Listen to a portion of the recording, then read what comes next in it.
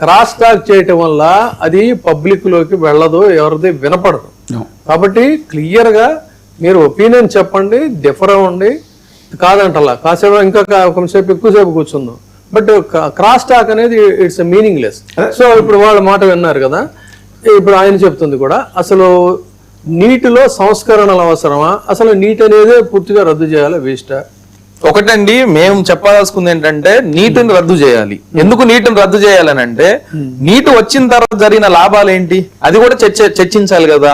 నీటు వచ్చిన తర్వాత తమిళనాడులో ఆత్మహత్యలు చేసుకొని చచ్చిపోయారు పిల్లలు, విద్యార్థులు.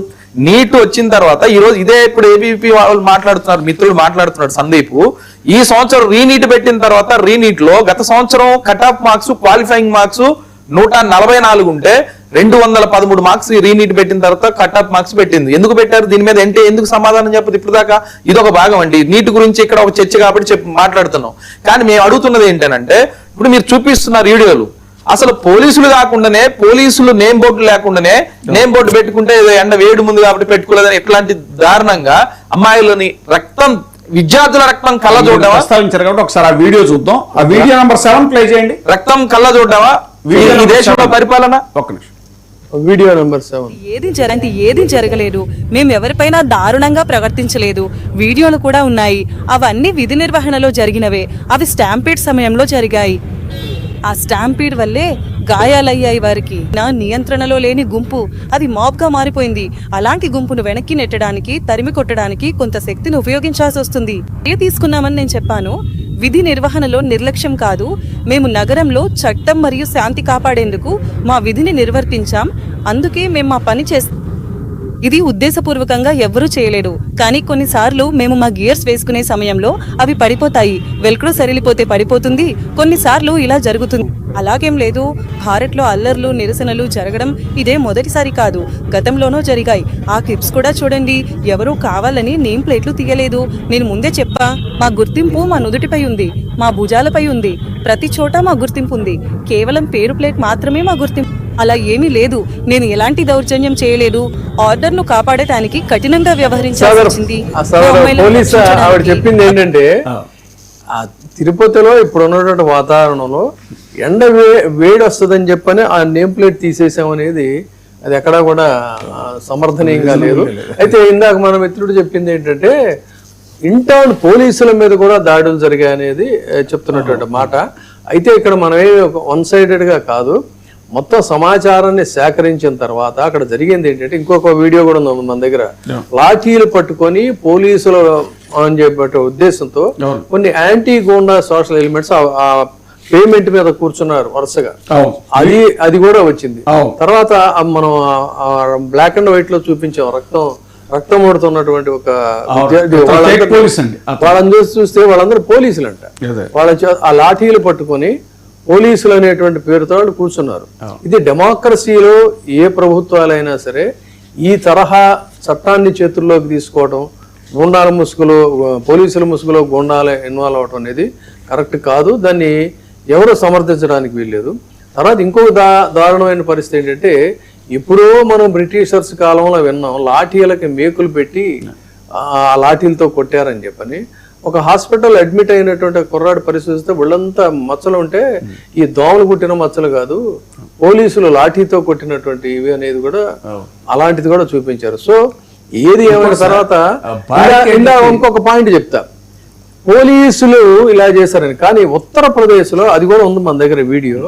ఉత్తరప్రదేశ్లో ఒకసారి ఒక ఆందోళన జరుగుతూ ఉంటే, మధ్యప్రదేశ్లో ఒకసారి ఈ పోలీసులు ఎవరైతే వెళతారో ఈ స్క్వాడ్ వాళ్ళు వెళుతూ ఏం చేసాడు, ఒక రాయి తీసుకొని ఒక కారును పగలగొట్టి వెళ్ళాడు. ఆ తర్వాత ఏమవుతుందంటే, వీళ్ళు యాంటీ సోషల్ ఎలిమెంట్స్ ఈ కార్లు పగలగొట్టారు కాబట్టి ఛార్జ్ అని చెప్పని లాఠీ చార్జ్ చేస్తారు. ఇలాంటి స్ట్రాటజీస్ దురదృష్టవశాత్తు బ్రిటిషర్స్ కాలం నుంచి, ఈ దేశాన్ని సుదీర్ఘకాలం పాలించిన బ్రిటిషర్స్ కాలం నుంచి మన పోలీసులు ఆ కలోనియల్ కల్చర్ని అడాప్ట్ చేసుకున్నారు. అదే రకమైనటువంటి బ్రుటాలిటీ జరుగుతూ ఉంటుంది. కాబట్టి బీయింగ్ ఏ యంగ్ లీడర్స్, అంటే రేపు భవిష్యత్తులో కాబోయేటువంటి ఇంకా మంచి నాయకులుగా ఉండేటువంటి పరిస్థితుల్లో మానవతా దృక్పథంతో, ఇక్కడ పార్టీలు కాదు కావాల్సింది, పార్టీలుగా మీరు కన్ఫరెంట్ అవడం కాదు. ఇక్కడ మనం పెట్టిన ఇది కూడా ఈ తరహా సంఘటనలు, విద్యార్థుల మీద ఈ తరహా దాడులు అనేటువంటిది కరెక్టేనా అని మనం అడుగుతున్నాం. దానికి సందీప్ కూడా చాలా కరెక్ట్ గా చెప్పింది ఏంటంటే ఎస్, ఎవరు ఇది సమర్థనీయం కాదని చెప్పారు. సో మీ రియాక్షన్ ఏంటి ఓవరాల్ గా ఇప్పుడు చూసిన తర్వాత? What is your reaction? మేము కూడా సమర్థనీయం కాదని అంటున్నామండి. సమర్థనీయం కాదనే మాటతో ఆగకుండా అసలు ఇంతగా విద్యార్థుల మీద, యువకుల మీద అంటే ప్రశ్నిస్తే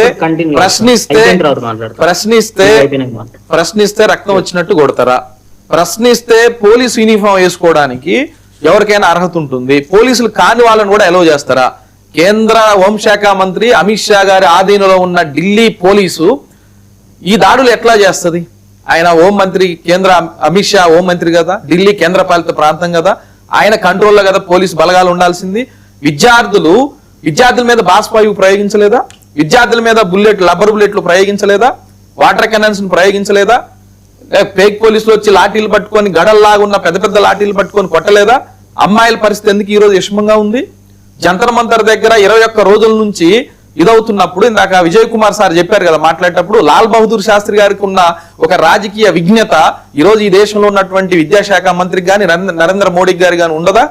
నరేంద్ర మోడీ గారు రీనీట్ టెస్ట్ పెట్టడం కంటే ముందు ఈ నీట్ పర్యవేక్షణ నేనే చేస్తానని స్వయంగా ప్రకటించాడు.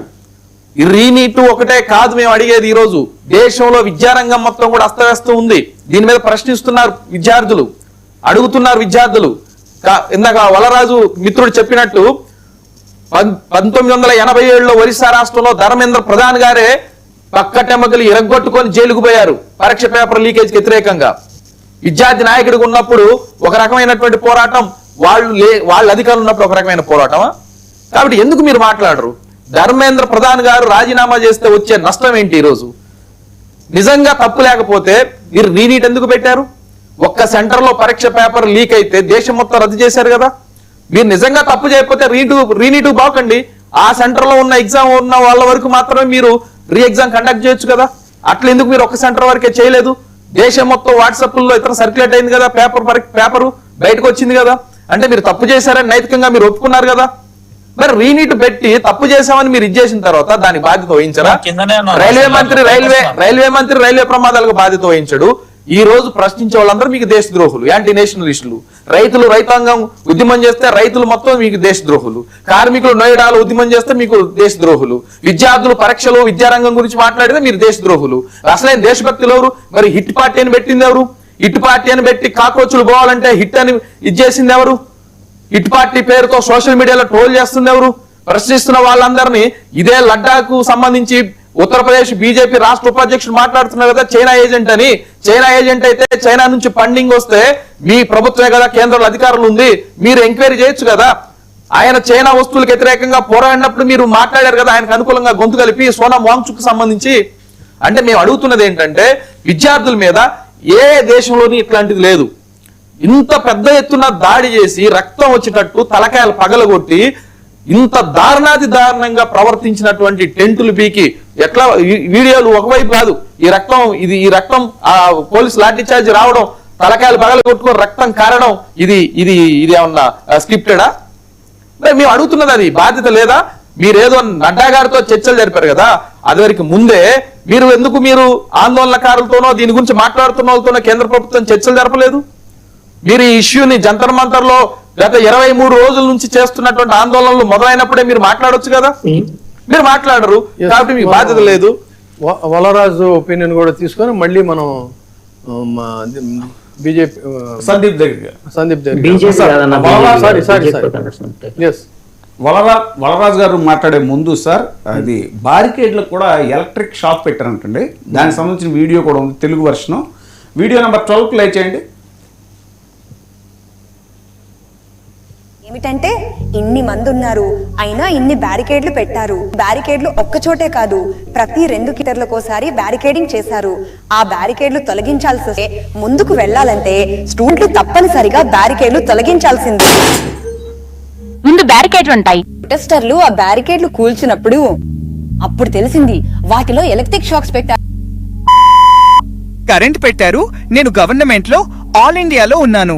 నేను ఆపాను, 2 అడుగులు వెనక్కి వెళ్ళి పడిపోతున్నాను. బ్యారికేడ్ తొలగించగానే అది నేరుగా నన్ను తాకింది, మాకు ఎలక్ట్రిక్ షాక్లు వచ్చాయి అని ముందుగా చెప్పారు. తర్వాత ఇంకొక చోట కూడా బ్యారికేడ్లు ఉన్న చోట అక్కడ కూడా ప్రజలు చెప్పారు బ్యారికేడ్లపై ఎలక్ట్రిక్ షాక్ అని.